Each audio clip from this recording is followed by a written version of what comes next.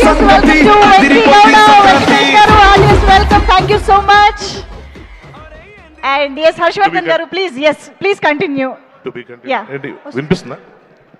So ఇవాళ నా అభిమానం గురించి చెప్పుకోవడం కాకుండా ఈ ప్రపంచంలోనే అతి గొప్ప అభిమాని ఒకరిని నేను చూశాను. ఆ అభిమాని గురించి ఇక్కడ మీ అందరికీ చెప్పాలనుకుంటున్నాను.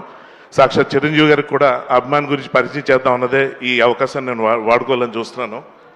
సో ఒక అభిమాని చేసే పని ఏంటంటే తమకు ఇష్టమైన నటుడిని ఫాలో అవడం, అనుకరించడం, అనుసరించడం ఇవన్నీ చేసి వాళ్ళ పేరుని నిలబెట్టే ప్రయత్నం తమ వంతు కృషిగా చేస్తుంటారు. అలాగా నేను చూసిన ఒక అత్యద్భుత అభిమాని, అతన్ని గురించి ఇప్పుడు అంటే నన్ను మించిన అభిమానం లేదని అందరూ అనుకుంటారు, అలా నేను అనుకునేవాడిని. కానీ అతన్ని చూసిన తర్వాత సార్కి వాళ్ళు అతని గురించి పరిచయం చేయాలనిపించింది.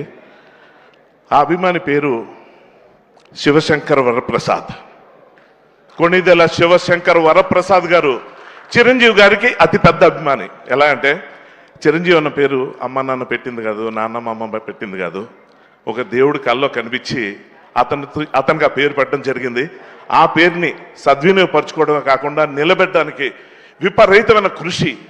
అది ఎంత కృషి అంటే దశాబ్దాల పాటు అసలు ఒళ్ళు దాచుకోకుండా శ్రమని మర్చిపోయి విపరీతంగా అతను కష్టపడి ఆ పేరును నిలబెట్టడానికి, గెలిపించడానికి పడిన తపనకి అసలు హ్యాట్స్ ఆఫ్ సార్.